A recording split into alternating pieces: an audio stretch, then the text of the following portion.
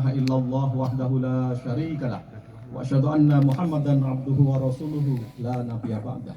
Allahumma shalli wa sallim wa barik ala Muhammadin wa ala alihi wa sahbihi ajma'in wa ba'd. Wa ya ibadallah usikum wa nafsi bi taqwallah. Ittaqullah haqqa tuqatih wa la tamutunna illa wa antum muslimun. Ma'asyiral muslimin rahimakumullah. Segala pujian hanya milik Allah Subhanahu wa taala, Rabb seru sekalian alam.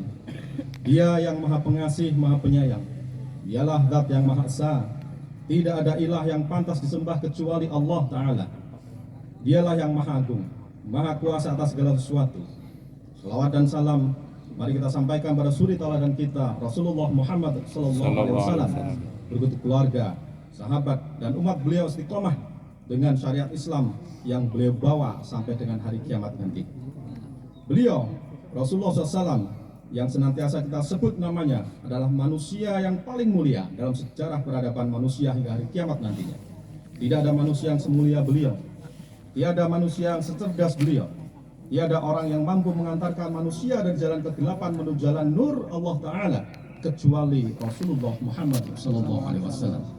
Rasulullah SAW yang senantiasa kita tunggu syafaatnya pada hari kiamat nantinya. Amin ya rabbal alamin. Ma'asyiral muslimin rahimakumullah. Misi hidup manusia di muka bumi ini sebetulnya ada 3 hal yang penting. Yang pertama adalah mengenali Allah Subhanahu wa taala hingga kita berserah diri kepadanya, memakmurkan dunia, dan kemudian yang ketiga menyelamatkan jiwa-jiwa lain yang belum kenal dengan Allah Subhanahu wa taala supaya mereka kenal dengan Allah taala bersama-sama dengan kita membangun dunia ini dan sampai kemudian berserah diri kepada Allah Ta'ala. Untuk memudahkan manusia melaksanakan misi hidupnya, Allah SWT memberikan seperangkat fasilitas berupa Al-Quran yang aktualisasinya dicontohkan oleh Rasulullah SAW melalui sunnah-sunnah beliau. Al-Quran menjadi petunjuk bagi manusia, menjadi bukti dan pembeda antara hak dan yang batil. Dengan demikian, Allah Subhanahu wa taala menginginkan kita sebagai manusia untuk selalu berorientasi kepada kerangka takwa. Sebab dengan cara berpikir dan berperilaku demikian akan memudahkan bagi kita semua untuk berhasil dalam hidup dan kehidupan ini. Kesempurnaan kita sebagai manusia paripurna yang berujung kepada rahmat Allah Subhanahu wa taala berupa ampunan dan pertolongannya serta nikmat bersama para nabi, siddiqin, syuhada dan orang-orang yang soleh. A'udzubillahi minasyaitonirrajim. Wa may yuti'illaha wa rasulahu wa ulaika ma'al ladzina an'ama Allahu 'alaihim minan nabiyyina wasyiddiqina wasyuhada'i wassalihin wa hasuna ulaika rafiqa. Siapa yang mentaati Allah dan Rasulnya, mereka itulah orang-orang yang akan dikumpulkan bersama orang-orang yang dianugerahi nikmat oleh Allah Ta'ala, yaitu para nabi, para pecinta kebenaran, orang-orang yang mati syahid, dan orang-orang yang soleh. Mereka itulah teman yang sebaik-baiknya. An-Nisa ayat yang ke-69. Allahu Akbar, Allahu Akbar, la ilaha illallah, wallahu akbar, Allahu Akbar, walillahil hamd. Ma'asyiral muslimin rahimakumullah. Sebagian dari saudara-saudara kita kaum muslimin saat ini sedang menunaikan ibadah haji di Baitullah. Rangkaian ibadah haji merupakan perjalanan spiritual menapak tilasi keluarga agung Nabi Ibrahim alaihissalam sebagai bapaknya para nabi dan rasul. Rasulullah SAW sendiri sering memanggil Nabi Ibrahim sebagai bapaknya. Hal ini mencerminkan penghormatan kepada Nabi Ibrahim alaihissalam sebagai peletak dasar ajaran ketauhidan, yakni mengesahkan Allah Subhanahu wa taala.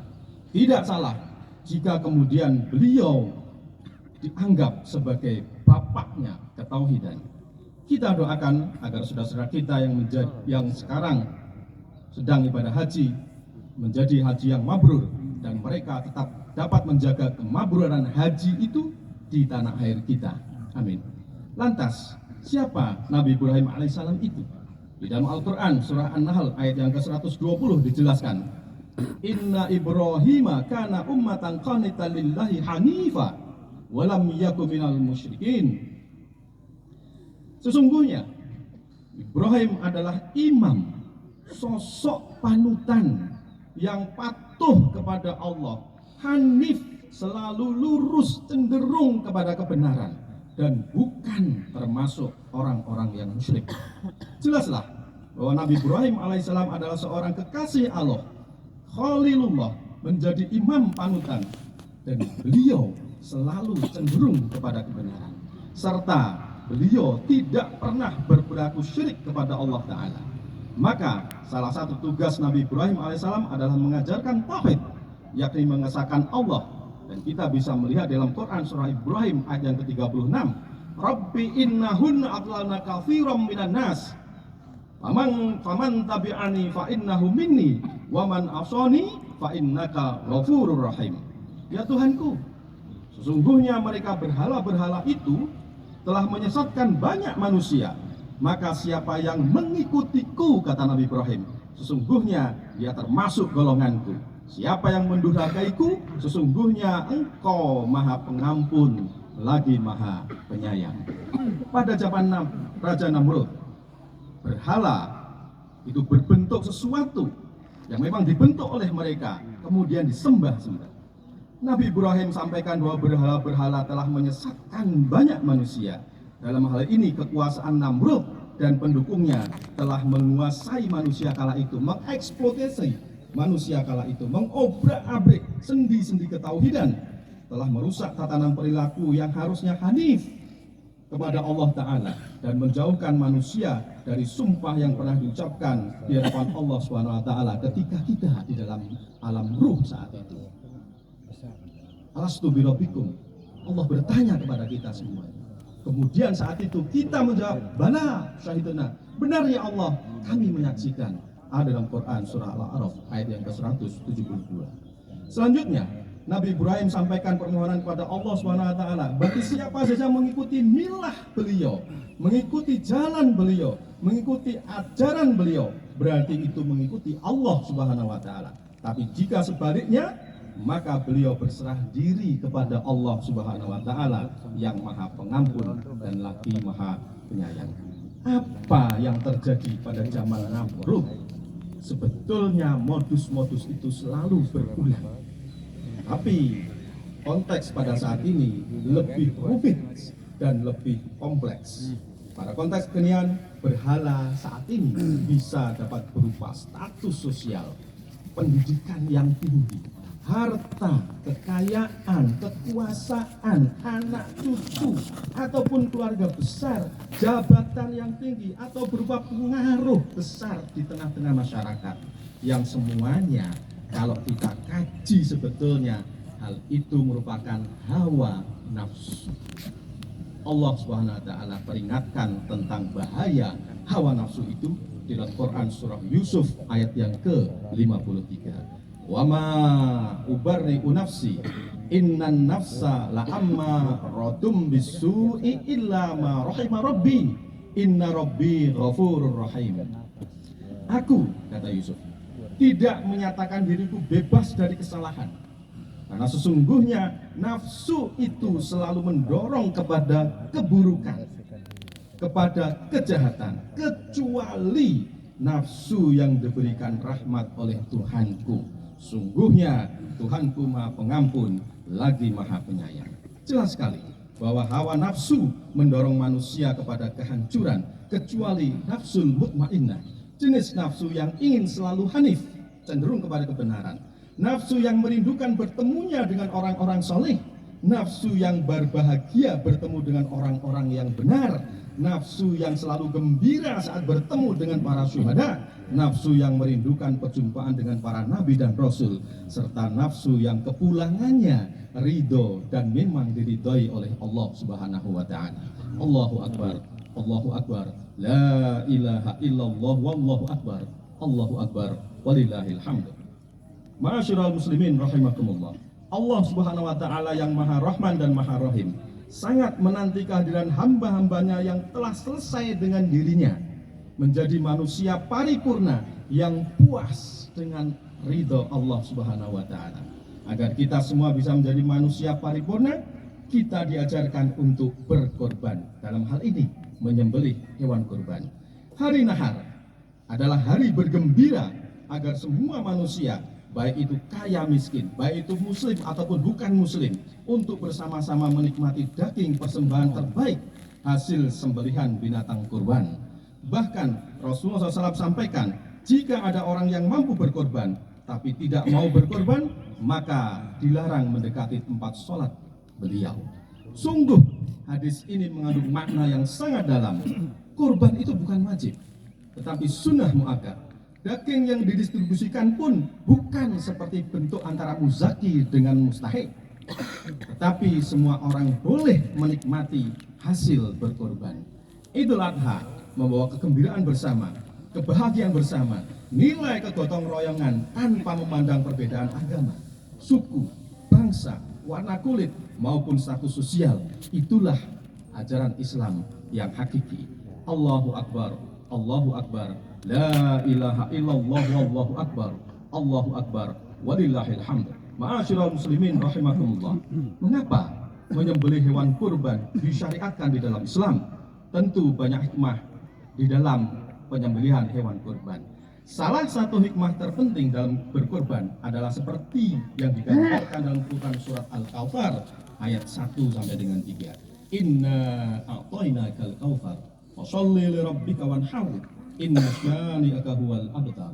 Sungguh kami telah memberimu Nabi Muhammad nikmat yang banyak, maka laksanakan sholat karena Tuhanmu dan berkorbanlah sebagai ibadah dan mendekatkan diri kepada Allah Ta'ala. Sungguh orang-orang yang membencimu dialah yang terputus dari rahmat Allah. Kandungan surat tersebut sangat dalam maknanya. Ternyata sholat dan berkorban yang kita tunaikan lillahi ta'ala adalah bentuk syukur kita kepada Allah Ta'ala. Bentuk syukur yang diaktualisasikan dengan cara melaksanakan perintah-perintah Allah dan menjauhi semua yang dilarangnya. Maka syukur itu sebetulnya perwujudan dari seorang yang bertakwa kepada Allah Ta'ala. Hal ini juga dicontohkan oleh Nabi Ibrahim alaihissalam bersama putranya Ismail alaihissalam setelah selesai membangun Ka'bah, rumah tua yang diberkati itu. Beliau tidak membusungkan dada, beliau tidak sombong, tapi beliau kemudian berdoa dan menyerahkan semua hasilnya itu kepada Allah Ta'ala. Rabbana taqabbal minna, ya Allah terimalah ibadah kami. Di dalam Quran surah Al-Baqarah 127 kisah ini dijelaskan dengan gamblang.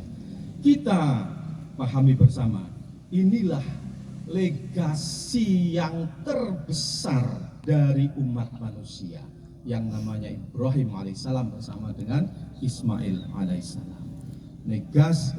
Legasi yang panjang usianya sejak didirikan sampai nanti hari kiamat. Bukankah semua manusia itu akan berkiblat kepada Ka'bah? Nabi Ibrahim alaihissalam dan Ismail tidak menyombongkan diri dengan legasi itu, tetapi justru menyerahkan kepada Allah Ta'ala agar anak cucunya nanti tetap mendirikan sholat. Rabbi ja'alni muqimas sholati wa min dzurriyyati Rabbana wa taqabbal du'a. Quran surah Ibrahim ayat yang ke-40. Disinilah milahnya Nabi Ibrahim alaihissalam tetap hidup sampai dengan hari kiamat nanti. Dengan demikian, hikmah berkorban berikutnya agar kita semua menjadi orang-orang yang mudah untuk berbagi, berempati, dan mudah membantu saudaranya yang kesusahan. Hikmah berkorban berikutnya adalah menyembelih sifat kebinatangan, sebuah karakter yang pernah ditunjukkan oleh orang-orang yang jauh dari Allah Ta'ala. Hawa nafsu dekat dengan sifat kebinatangan yang tidak pernah membela orang lemah, tapi justru melembagakan orang lemah untuk tetap lemah atau sebisa mungkin segera untuk bisa disingkirkan. Praktik itu pernah dilakukan oleh orang-orang yang memiliki jabatan atau kekuasaan atau ilmu yang tinggi atau kekayaan yang luar biasa. Siapa mereka? Namrud, Fir'aun, Haman, dan Qarun. Dengan menyembelih hewan kurban, maka akan mereduksi karakter yang tidak baik itu dalam diri manusia, sehingga ketika kita pulang ke hadirat Allah Ta'ala sudah tidak lagi membawa nafsu yang menyesatkan dari jalan Allah Subhanahu Wa Ta'ala. Allahu Akbar, Allahu Akbar, la ilaha illallah, wallahu akbar, walillahil hamd. Ma'asyiral muslimin rahimakumullah. Maka yang penting bagi kita marilah kita sucikan jiwa kita, nafs kita sucikan.